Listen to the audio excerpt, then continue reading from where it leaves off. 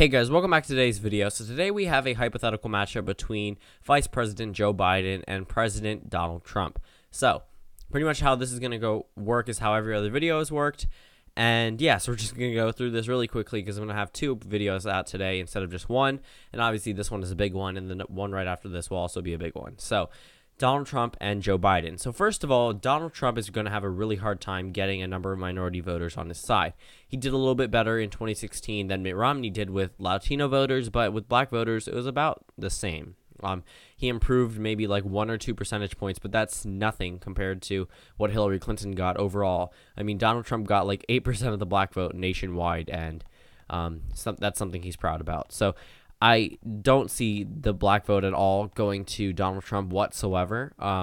Pretty much this one would be solid with Joe Biden. Like, he would definitely be able to expand on a number of African-American voters because he is so closely tied to the Obama administration. Hillary Clinton was closely tied, but she wasn't like vice president position. She was Secretary of State, and it wasn't as close as vice president would be. And also, Joe Biden really has no scandals other than one from the 1980s. So, pretty much he's scandal-free, and the only thing that Republicans could tie him against is the Obama administration. Obviously, that's going to be something they're going to play up a lot. Again, play to the point that the 2016 election was breaking away from the Obama era, but the question still remains, was it really breaking away? But that's not what we're talking about in this video. So, first of all, Donald Trump is probably going to sweep up across the United States. He probably will hold on to that 2nd district over in Nebraska. But a number of these states are going to be safe. I mean, there's never going to be an election where we see a state like West Virginia, Kentucky, Tennessee, states like these become toss-ups just based off the Democratic candidate, because it's really just not possible unless it's a really popular governor.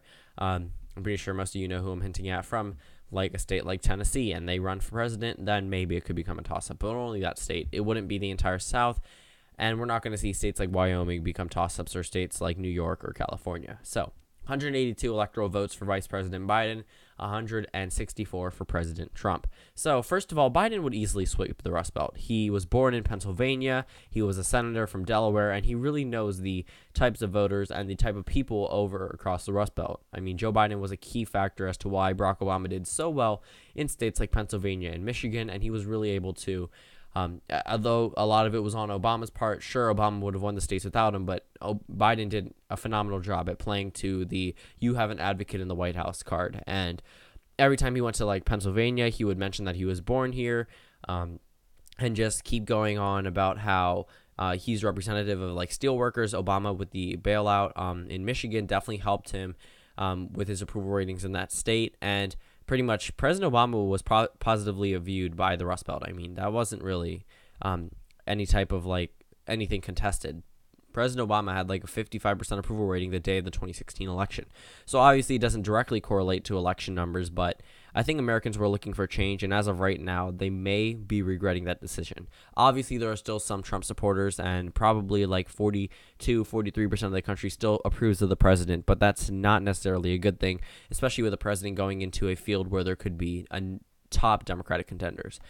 I think Joe Biden would win this election. I think he would carry every state Hillary Clinton did, and right now he's at 271 electoral votes by winning the states of Virginia, Colorado, New Mexico, and Nevada, which really don't need any other explanation other than that these are pretty Democratic states.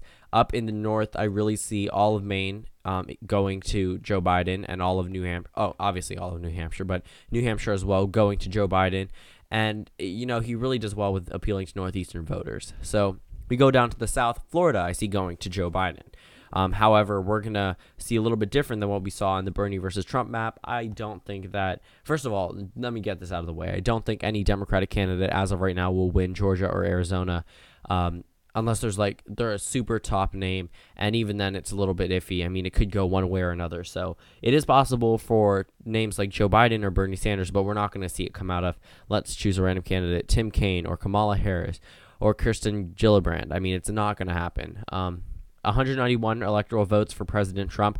So where can Trump expand? I think Trump could win Iowa. I think he'll definitely be able to hold back some rural voters, but it won't be enough to overcome Biden's forces with the African-American ground movement in states like Ohio and states like North Carolina, which I think would give him 341 electoral votes to Donald Trump's 197. So thank you guys for watching this video. Comment down suggestions below, and I'll see you all tomorrow.